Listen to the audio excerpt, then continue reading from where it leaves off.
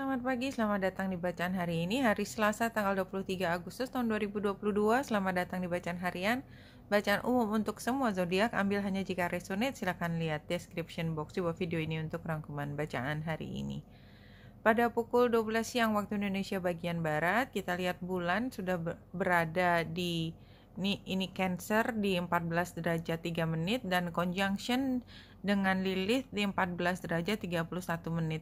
Jadi kalau kita lihat derajatnya yang sekitar 14 tambah dan kurang 3 lah, 3 sampai 5. Itu kita lihat cukup banyak. Di sini yang kemarin sudah dilihat itu adalah Grand Trine antara Lilith, South Node dan Juno. Ya, di sini Junonya tidak terlihat. Terlihatnya di sini Juno ada di Pisces lagi retro itu di 18 derajat 35 menit. Dan kita lihat sebenarnya yang di derajat situ Chiron ada di sini. Terus Uranus ini Venus. Ya, jadi kalau kita lihat hari ini sebenarnya banyak yang diaktifasi. Jadi kalau saya melihat hari ini adalah hari yang cukup penting karena banyak yang diaktifasi pada saat bersamaan. Dan terutama karena kalau kita lihat ya, bulan yang conjunction dengan Lilith, kemarin saya menginterpretasikannya sebagai ketika kita menghayati hubungan, karena ada Juno, hubungan dengan orang yang sifatnya formal, jadi hubungan yang ada agreementnya, bisa dalam bentuk kontrak, dalam bentuk perkawinan, dalam bentuk kesepakatan. Itu pada saat ini tengah diproses, dalam arti kata ada pertanyaan besar yang ditanya, apakah memang ini harus begini terus. Jadi kalau pertanyaan itu keluar, berarti kan memang ada ketidaknyamanan, ada sesuatu yang harus diubah. Dan karena square dengan Chiron retro di Aries, maka kita lihat pemecahan masalahnya itu cukup rumit. Jadi nggak bisa satu kali langsung bisa selesai.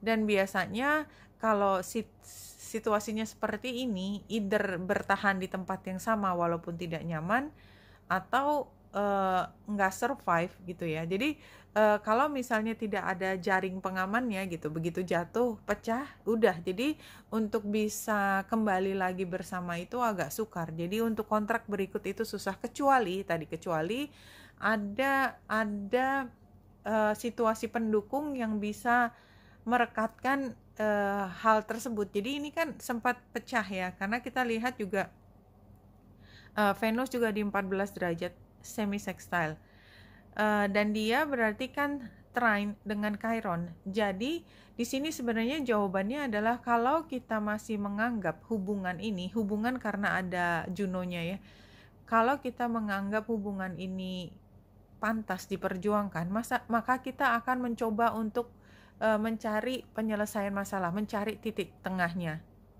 Namun demikian, tadi yang saya sampaikan adalah lebih mudah menyerah daripada memperjuangkan.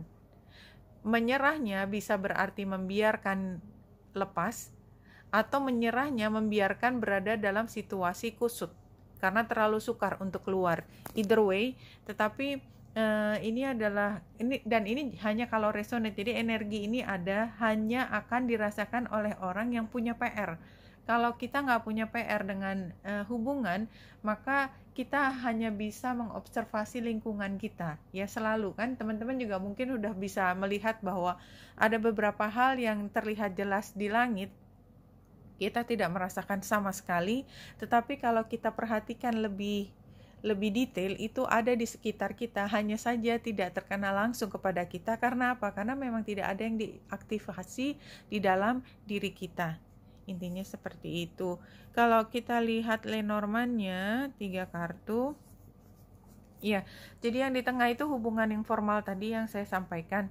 Dan kemarin juga gambar burung di sebelah kanan itu juga muncul. Jadi kalau menurut saya ini memang pada akhirnya satu hal yang sudah berkembang lama. Gambar clover di sebelah kiri itu menunjukkan ini bukan masalah kemarin sore, tetapi udah cukup lama. Dan kalau kita lihat di chartnya astrologi tadi, ada kaitannya sama South Node yang juga diaktifasi di derajat yang sama. Tetapi karena South Node diaktifasi derajatnya sama dengan North Node, maka tidak hanya masa lalu, tetapi juga bagaimana kita diajak berpikir tentang so what's next. Nah, ini udah cukup lama.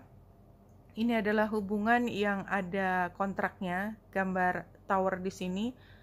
Dan pada akhirnya ini ternyata tidak terlalu berat, tidak seberat apa yang kita bayangkan. Jadi pokoknya dari kemarin adalah kita diminta, di encourage ya, kita disarankan untuk berani mengatakan apa adanya. Kalau tidak sekarang kapan lagi? Ini kayak semesta kasih gerbang. Oke, sekarang waktunya kamu ngomong.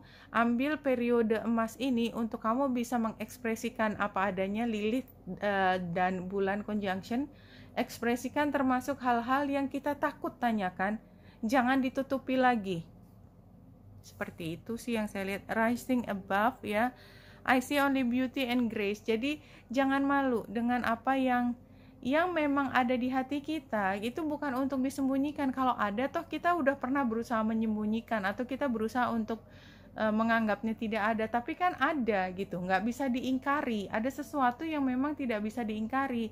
Suka tidak suka itu ada, perasaan itu ada. Misalnya perasaan marah, perasaan jealous, perasaan tidak percaya, itu kayak kalau ada dan kita menganggapnya seolah-olah tidak ada, dia akan berkuasa pada saat kita lengah. Dia akan yaitu mengambil alih cara berpikir kita. Jadi kita harus rising above. Kalau saya melihatnya, kita berani tidak lagi berada di dalam gua di mana kita menutup dengan semua upaya untuk tidak mengungkapkan. Apalagi tadi kalau dilihat gambar burungnya yang di Lenormand, ternyata dia tidak seberat apa yang kita bayangkan.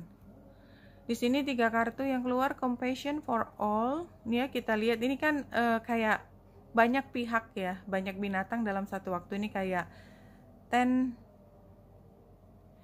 of cups, something like that ya. Ini memang bukan tarot, tapi ini rasanya seperti itu. Compassion, embrace your sensitivity. Jadi ada hal yang memang sangat sensitif yang biasanya kita malu untuk mengungkapkan, tapi pada saat ini memang kembali lagi ini kartunya juga konsisten, ungkapkan, jangan malu. Kalau ingin bertanya, jangan malu bertanya. Elevate your energy, karena setelah kita bertanya ada jawaban, kita juga merasa lebih lega dengan situasinya. Jadi nggak sesuatu yang kita simpan di dalam hati. Kalau dari tarotnya,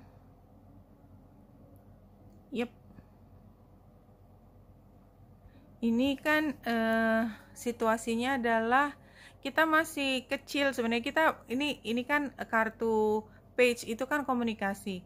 Ini komunikasi di mana kita merasa tidak cukup percaya diri ya, dan kita merasa rendah diri. Ini challenge-nya adalah ini kan sexuality, sesuatu yang sifatnya kan mengikat gitu ya. Sexuality, the lovers itu kan ada agreement, ada di situ, ada kisi-kisi, nggak sembarangan. Yang namanya lovers itu punya karakter. Kalau kita tidak menunjukkan karakter tersebut, kita nggak bisa, kita susah dibilang sebagai kekasih. Jadi untuk bisa naik pangkat ke kekasih itu kan sukar, dan begitu kita masuk di dalam status kekasih, maka langsung daftarnya panjang. Kamu harus 1, 2, 3, 4, harus siapin ini, harus kayak gitu kan. Tapi dia tempatnya di challenge.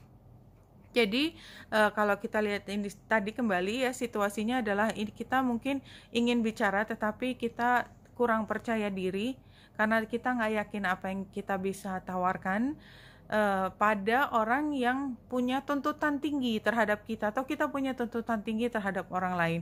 Nah di sini sarannya adalah 3 of Cups terbalik, peer pressure, lack of support. Jadi kalau menurut saya ini kan kayak ditekan ya. Jadi ayo, tadi yang rising above itu kan kayak dipaksa. Kita juga harus maksa. Ayo Jadi kayak encouragement, ayo jangan malu, jangan dianggap ini enteng. Jadi kita kayak dikasih saran untuk bisa memberi tekanan lebih. Toh outcome-nya adalah setelah kita memaksakan diri untuk lebih berani adalah rasa lepas, rasa bersinar apa adanya, lega sebenarnya.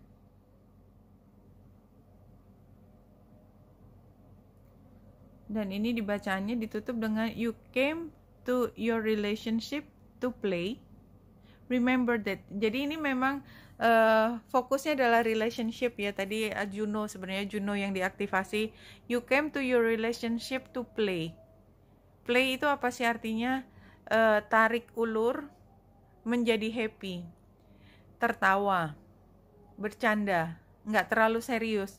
Remember that no matter how serious or even disastrous your relationship seems, ya. Jadi tujuan kita punya hubungan itu untuk bahagia, bukan untuk terlalu membuat kita menjadi sangat biru lebam gitu, bukan. Tetapi seberapapun tampaknya ini udah disaster gitu ya, udah akan berantakan. Tapi sebenarnya memang kita untuk play, namanya relationship, begini tulisannya. Then you will no longer see each other as friends and enemies, you will be one. Jadi kalau tadi sebenarnya the lovers-nya ini, kalau kita punya hubungan dengan seseorang dan kita dari awal tuh sudah menetapkan requirement, kewajiban dan segala macam, dan memang biasanya begitu untuk bisa balance. Tapi pada saat ini adalah kalau kita masih menempatkan diri seperti itu, maka konflik itu akan terus berjalan. Begitu kita melepaskan, let go dari semua tuntutan kita, ya, atau merelakan, ya kalau nggak bisa ya udah gitu ya, nggak usah dipaksain. Kalau mau iya ya penuhi tanggung jawabnya. Kalau nggak bisa penuhi tanggung jawab ya berarti bukan itu gitu kan. Karena kan kita bermain tarik ulur, kalau memang kita bisa pakai ya kita pakai, kalau enggak ya enggak, intinya kan seperti itu. Nah di sini kalau kita bisa melihat satu dengan lain, tidak dengan kacamata atau dengan filter segala macam tuntutan yang tidak bisa dipenuhi, maka kita tidak akan jadi enemies atau bahkan friends. Kita adalah satu, seperti itu.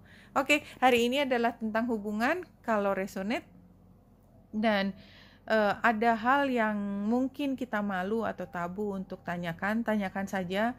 Karena kalau kita sudah memunculkan, udah mengartikulasikannya, sepertinya tidak seberat apa yang kita pikirkan.